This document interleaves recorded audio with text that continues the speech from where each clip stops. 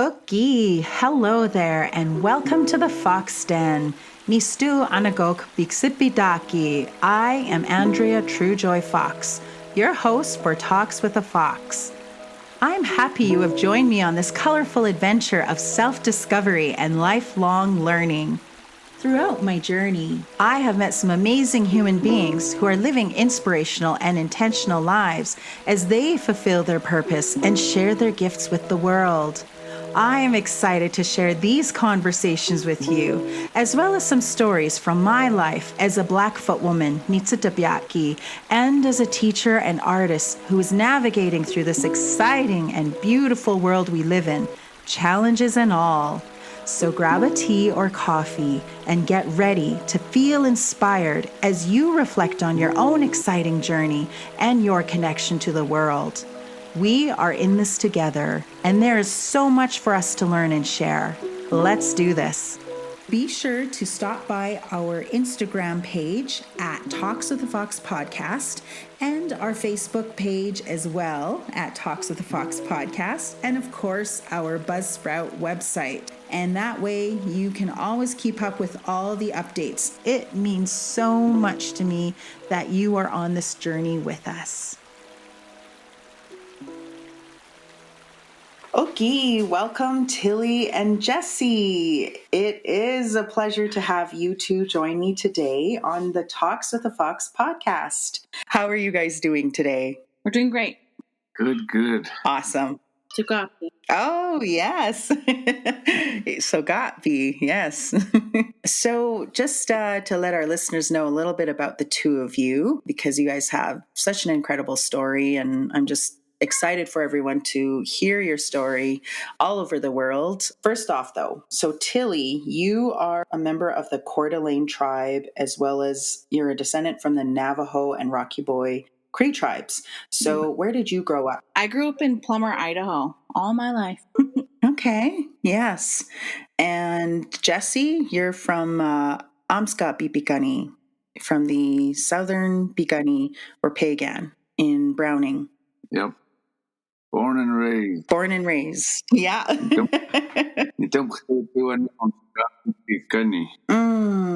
Yes. Wonderful. Beautiful area, by the way. Tillie, when you captured her, I can see why we didn't have to do much convincing for her to come up north with you. Yeah, If you were in Plummer, Idaho, and you were in the Blackfeet Nation, how did you two meet? I had a fast horse.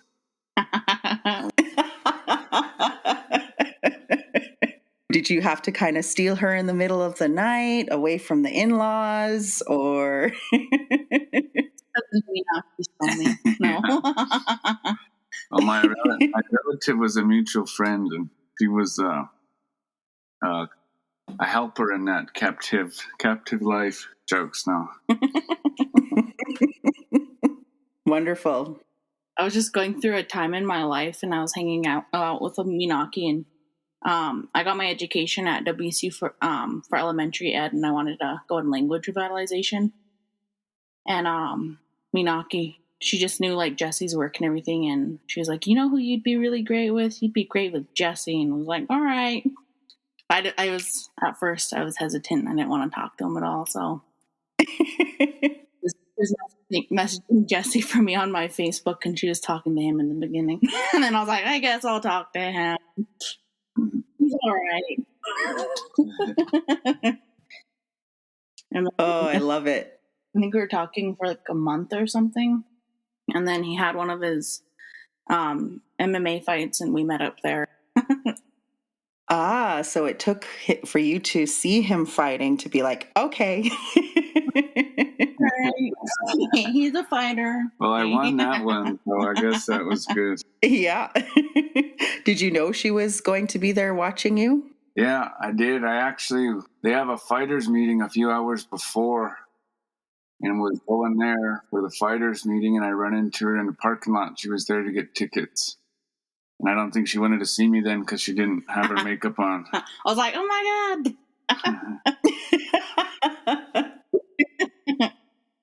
My friend Minaki was like, her screaming. He's like, "Oh my God, he's seen her!"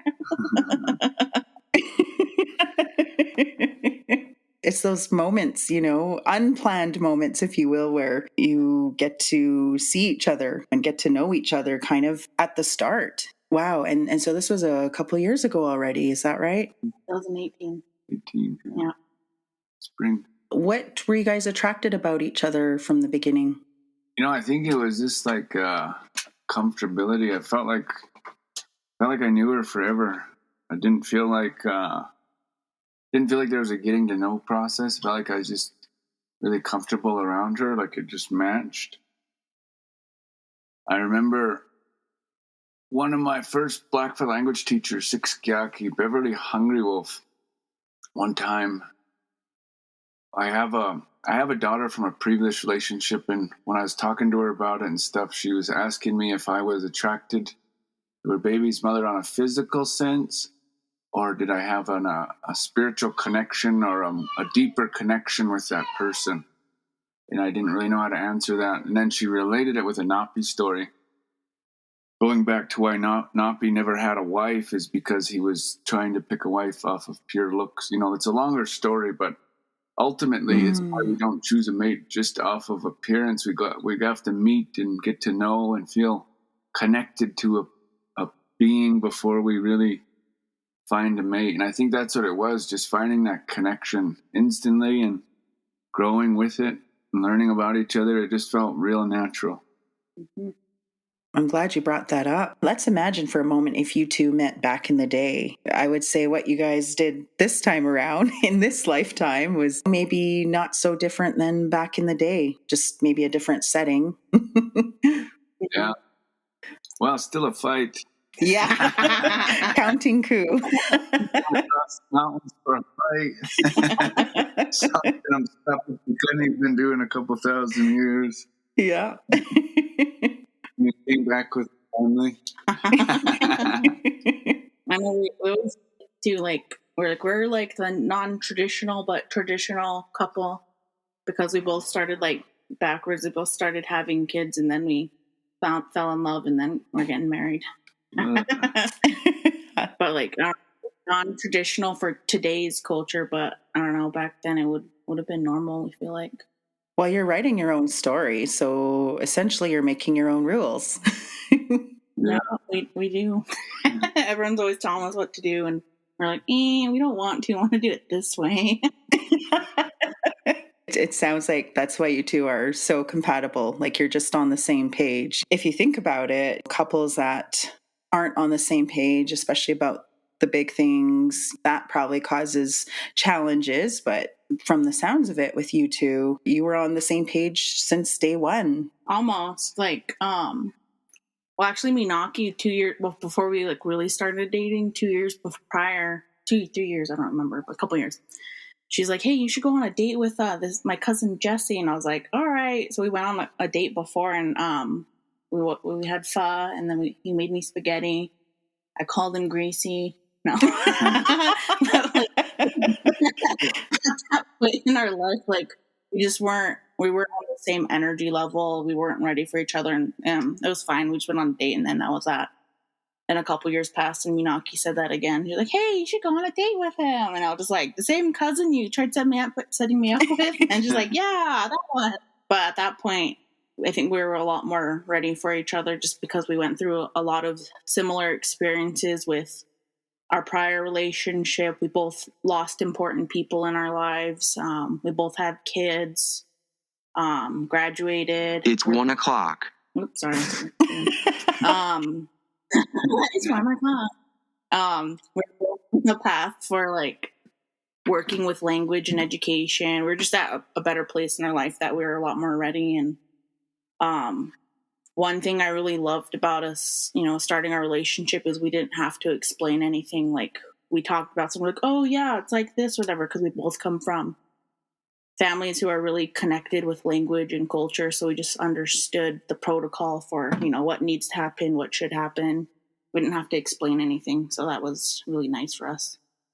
Wow, that's beautiful. how you came together. And I guess it is about timing sometimes, right? Like you said, Tillie, we can meet that person, but sometimes just the timing isn't right. But I love that you two came back together. I love that. You mentioned you have children. So how did that play into the mix with your getting together? Well, our daughters got along really good instantly. They first met at the powwow in Missoula, and right away they were calling each other cousins, which was a little weird. But they were both dancing at the powwow, and they just got along really good. So that made it easier, with our two girls, because our first children were both girls, and they were both right around the same age. 3 months apart. 3 months apart. So I think that was a step. I mean, it didn't matter either way. I think we were already connected. Yeah. But that made it so much easier, is having our kids. And it didn't take them long to double up on us and,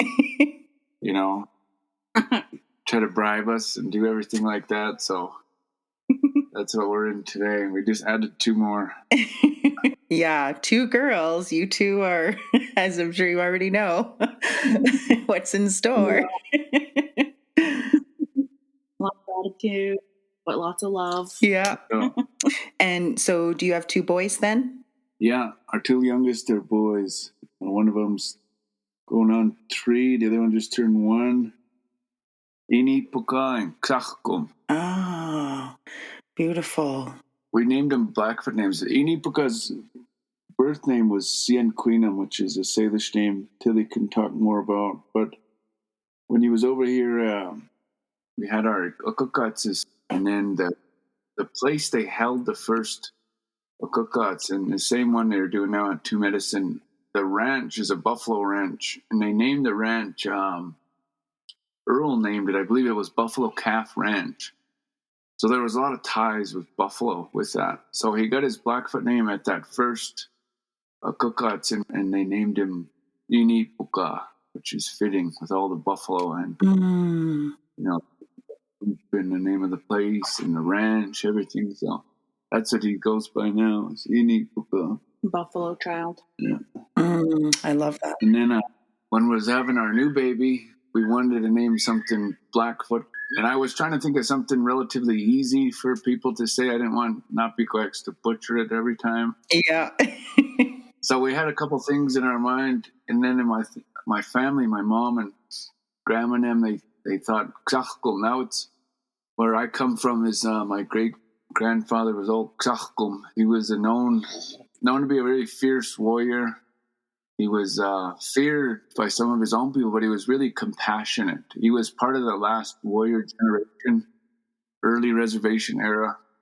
So I thought it was a strong name. And I went around and I looked who had the name, and it was one of my oldest relatives on the Ground side. That's where the name Grounds comes from. And I approached my uncle and offered him tobacco. He gave me the name for that, Cutswood. And what ties it together is Tillie has a relative named Twisted Earth. Oh, wow. Who's Coeur d'Alene, who did a lot for the Coeur d'Alene people. She could speak on it a little bit more, but I think, the name Ground and Twisted Earth kind of went together. Cutswood. So that's how we got our baby's name. Yeah, Twisted Earth. When it was translated, it meant uneven ground. So when Twisted Earth, it was around the time when Jesuits started coming into the area. His dad was Circling Raven, and he had dreams of the Jesuits coming and everything. And he said, when these people come, we're gonna take in their religion. We're gonna practice, what they want us to do. But Twisted Earth, he was against it. He's like, no, I'm not going to do that. I'm gonna keep practicing our ways so that our future generations can know where we come from. And so out of all of his 5 brothers, Twisted Earth was the one that kept it going, kept our ceremonies and our language going and stuff. So that's kind of who Twisted Earth is. He just kind of kept everything strong for our family. And my family's still strong with practicing our ceremonies and everything today. That's where Buckham's named after too. Those are beautiful names. Some really powerful gifts that you've given your children and your children have given you, and in that connection to your lineage. I just think it's so incredible to hear how things have aligned with the two of you and these stories. I can imagine as your children get older and they learn about their names, how much strength that gives them and the medicine that's intertwined with that. That's beautiful. You two sound solid. You two are solid. Just putting it out there. Yes, yes. That's what phrase I haven't heard in a while. Solid, right? Solid. Hey, it's a Ghana thing. Yeah, right? Wicked, eh? Oh. Oh, yeah. Up there we say, oh, you're plumb tough. Yeah, plumb tough. In it. Oh, yeah, my both my grandmothers, are from your side of the border, if you will. As my dad says, the border basically just drove through our living room window. Yeah. We weren't separate. We go down there a lot, and I'm missing being down there. And I was thinking how incredible it would have been to actually interview you two in person, maybe in the future. But right now, with this whole pandemic issue, we just have to do what we can. But we're making it work, like marriage, right? As you two know. What sort of challenges or lessons have you two learned up to this point? Well, I think all the fundamental relationship, things that make a relationship work, like anything, a lot of trust and respect, it starts with yourself, your self-respect, self-love. You got to have that, or you got to find that healing, you got to find somewhere to heal before. You can't rely completely on your partner. You have to bring something with you, and I think both of us were at a time where we were looking for that healing, trust, understanding, respect, and we grew it with ourselves, and then we grew it together as well. So I think just anything that works together, it takes a lot of that understanding, trust, patience, love, She could probably add more. I don't know, I think we're difficult. I don't know, we have hard times is we always want to do something. We have so many passions with when he likes fighting, he likes doing his art, working out, having his own time, and I like having my own time and doing art as well. And so I think it's mostly just trying to find time with all our kids being so young and needing us. I think that's where we would kind of struggle a little bit, but I mean, we're working it out right now. I'm going to school full time right now from 8 to 4, sometimes 6 at night. And so he's with the kids all day. And then I come home, give him a break. And I'm just like, I just don't want to be around no one. So I think, that's where we have a hard time at, is just finding the time for ourselves too. And even just for each other. I don't even know the last time we had a date. It's probably when we went to Idaho with my dad. I think that's where we have hard times. But besides that, we're pretty good. Well, first of all, you can blame COVID on the date. So you make art too, Tillie. I'm more familiar with Jesse's stuff, but I recently started looking at your art page. And by the way, listeners, you'll definitely want to give these two a follow. Their art pages. Jesse's is Begunny Boy Media, and Tillie's is Walking Thunder Designs. And I'll definitely put those in the episode notes. But you're both artists, you both create. I noticed that you created a mural together recently, so that meant that you two were working together. What was that experience like for you guys? Yeah, Tillie really saved my butt with that one. Yeah, I wasn't even a part of the original plan. He was struggling. I was like, here, let me help. And that kind of took over a little bit. Yeah. Well, it was a mural. I never did anything that big, and I wasn't doing a lot of artwork at the time. We were supposed to do the project early spring, And with COVID, it kept getting pushed back, and then supplies never came. And I almost gave up on the idea. I didn't think it was going to come through. And then it was like September when it came through. And it was... right before I was supposed to leave for school. Yeah. So, and the project was for... it was an organization for opioid addiction, prevention, drug addiction, and things like that on a reservation. And it was our swimming pool, our local swimming pool here, that was actually built in the 80s from a child that he drowned in a lake here. So his family got with some other organizations, and they built this real nice swimming pool. But after years and years of use and stuff, it's not in the best shape right now. But they wanted to beautify the outside, and that was the point of the mural. And one of the managers who's kept it running for a lot of years, he's my uncle. His wife, my auntie, just passed away a few years ago. So she was one of the pictures we implemented in our mural, as well as my grandma Grounds. The person who drowned, Lyle Heavy Runner Jr., I think his name was Lyle. It was my Aunt Gertie Heavy Runner. She's also a grandchild of Mary Grounds. Mary Grounds was from Blood originally. But so I incorporated my grandma Grounds because of the connection with the building of the pool. And it was kind of a healing process for me to put up some of the people in my life who've passed on too, as well as honor some of the living people. We put our daughters in there and some of the kids in the aspect of healthy community equals healthy children.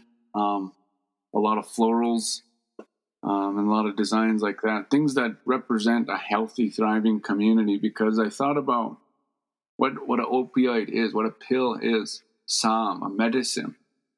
Our original connection to medicine is the earth, and it's plants, but we've gone so far away from that synthetically. I wanted to get back to that idea, but by getting back to what a healthy community looks like as well.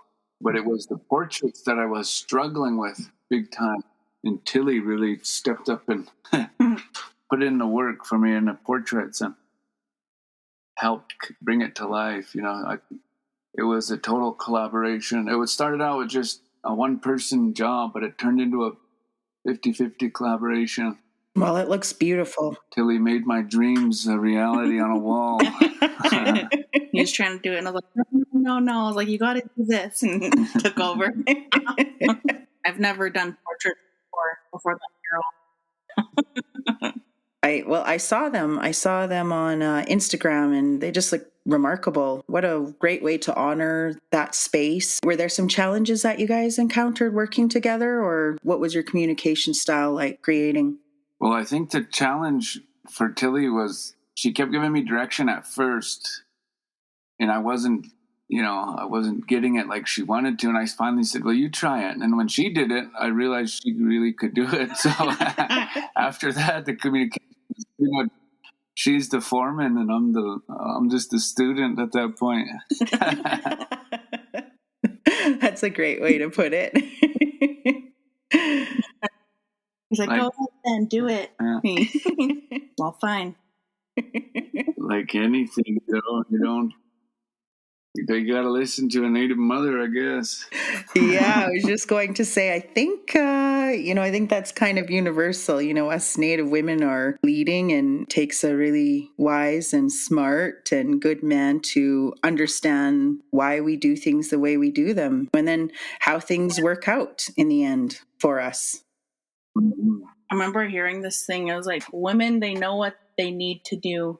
Men have to figure out what they need to do. I'm with you on that. Yes, and a smart man will realize that and appreciate it. What kind of support do you guys have outside of your marriage, like family, friends, mentors? Are there certain people that you especially kind of lean into or just feel that support from? We have mentors in in a spiritual sense, but also big families. You know, natives, we have a lot of family connections, family ties, and then mutual friends, things like that. So we have a pretty wide network. 2 community, 2 reservation fulls, I guess. 3. Nice. That's important. Oh, yeah. All right. I want to know, what has been one of your most memorable moments for the 2 of you? You can each have your own, by the way. Yeah.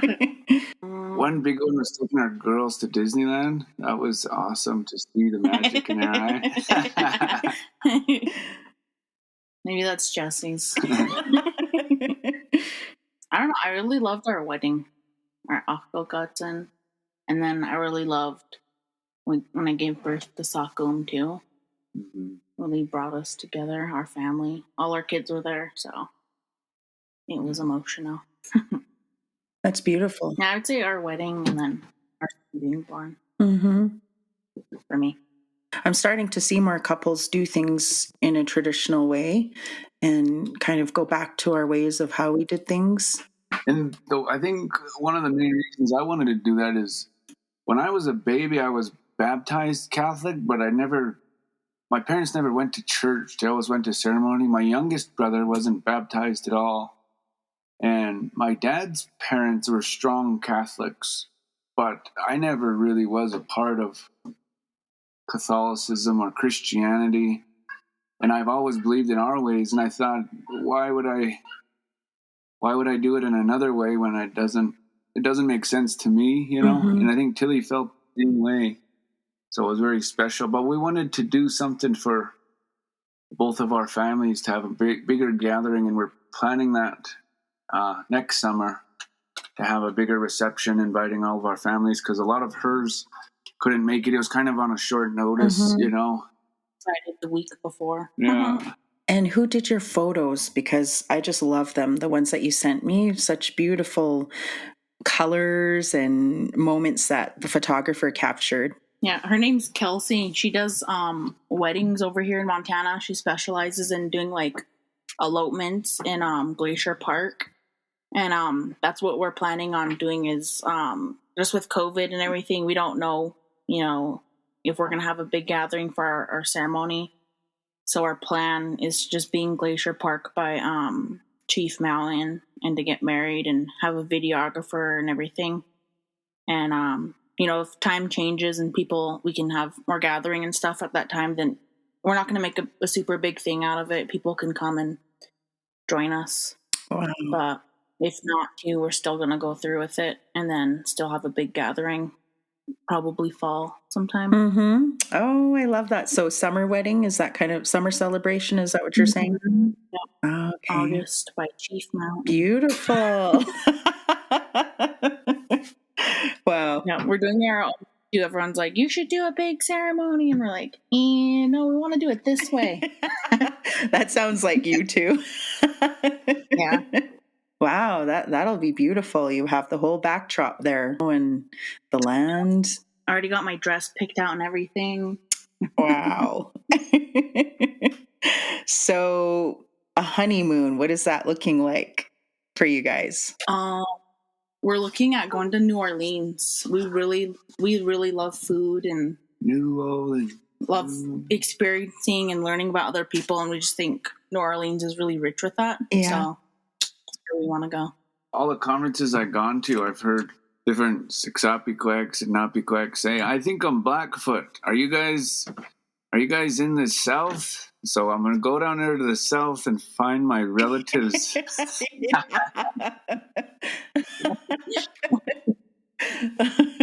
That'll be awesome. Well, we're everywhere. Just putting it out there. Everywhere. Yeah, you guys will have so much fun. The food, the music. Wow, that'll be great.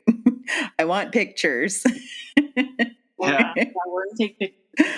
You know, one thing that really helped tie us together as well is we both met at a time of our life when we were trying to heal in sobriety. You know, and that's one of the foundations of our relationship is being clean and sober. I mean, we don't have arguments over wasted money in that sense. You know, if we're spending too much, it's on food or the kids or art or, you know, but we don't have to, because I struggled with it for a lot of years after getting out of the military. And that was probably the biggest step in my healing, was realizing that was a problem and letting it go,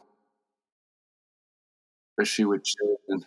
Mm-hmm. Well, me growing up, my parents were alcoholics, and so it was just hard for me not having that support growing up. And I just knew growing up that I wasn't going to put my kids through that.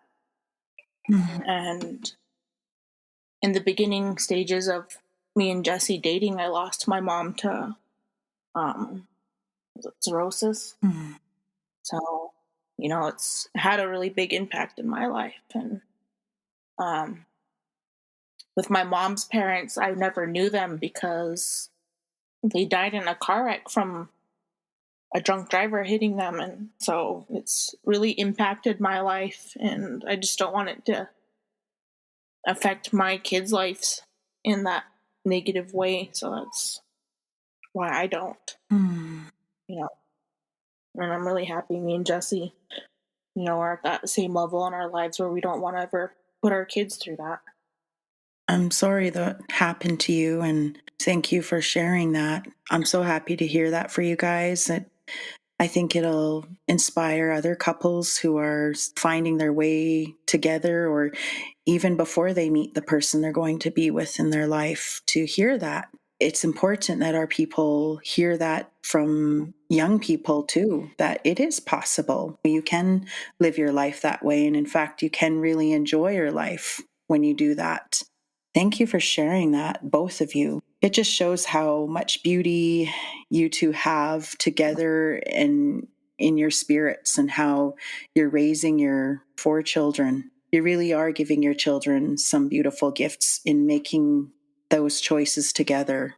I just want to say, Jesse and Tillie, I really have enjoyed listening to you two, and you were the first couple that came to mind. I felt inspired by your photos and just, you know, seeing the connection that you two have. And I was like, yeah, I have to talk to this couple because I know they have an incredible story. And also, I decided to do this love series because I want people, and I especially want our people, the Niitsitapi Indigenous people, to hear these stories with respect to other stories that need to be told and do get shared around trauma and major events that have affected us through history right up to now. I also believe it's important that we do hear these beautiful stories, and we hear these stories so we can have hope. We can know that we deserve good things, and that we can have healthy and happy relationships. We need to see that, and we need to hear it. So you two, to set the series off, I'm so thankful. My heart is full of gratitude for the two of you. Thank you. So gapi. Well, we're going to wrap it up because I know you've got a busy day with those 4 little ones that keep you guys on your toes. Our 2-year-old's creeping in the rooms with us. What are they up to? You know, they always have to know what's going on. Okay, we're going to end off with, I always do the final 4 at the end of my episodes, so I'm going to do the final 4 with you two. Basically, you guys don't know what I'm going to ask you, and anything goes really, but just have fun and...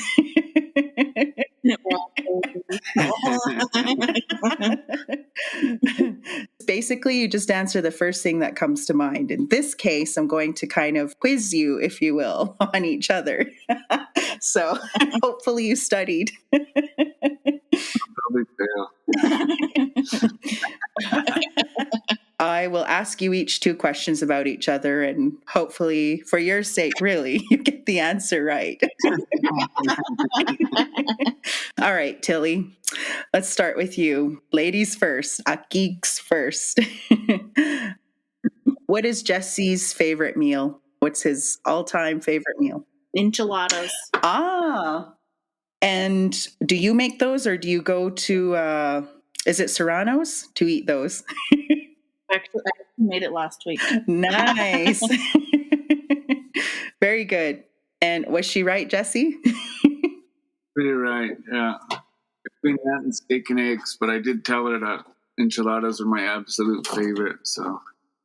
Nice. He changes. Very good. All right. Okay. Jesse, what is Tillie's favorite meal? What is it? Chicken and dumplings? I don't even know. Or chicken and rice soup? Definitely a soup. I knew it was soup. Chicken and dumplings could be it. Yeah. She's giving me the benefit right there. Yeah, she's helping you out. Don't be writing the answers down just because I can't see. Tillie, what is something that Jesse can't live without besides you and the kids? What's something he has to do that he just can't live without doing? Go to the bathroom? No.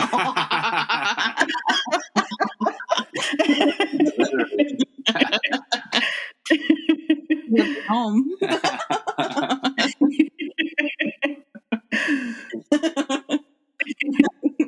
Ain't that right? Acai, Assinaipooyii.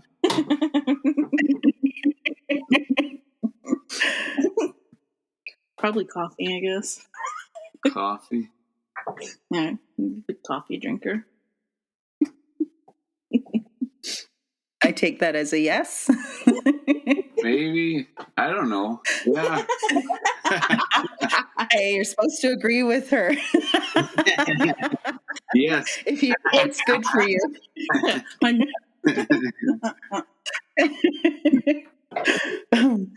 All right, last one for Jesse.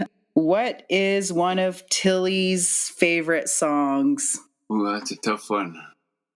I see her mix. We share Spotify, and I see what she listens to all the time. But or does she have a favorite music artist? She's saying yeah, but I don't think so. It's our favorite. My mom and brother's favorite too. Red Hot Chili Peppers? Yeah. Red Hot Chili Peppers. Right on. Looking at me with the deer in headlights. She had to give me the glare a little bit.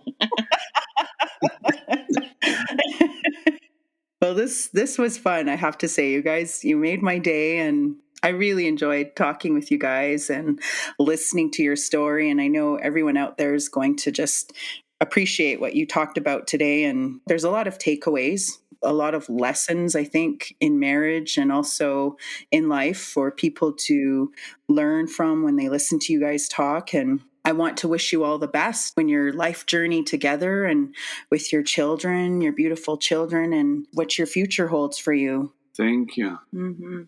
We wish the best for you and your family as well. Thank you for this opportunity. Ah, Nitsiipuhwahsin. Anya.